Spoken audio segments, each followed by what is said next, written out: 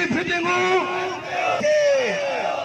जोई तालके दे नाल से कोमले खे अंधेरी राती और जालम खातर ही बिजली खातर बिजली जी हथरा दो लोड शेडिंग बिजली जी हथरा दो लोड शेडिंग बिजली जी हथरा दो लोड शेडिंग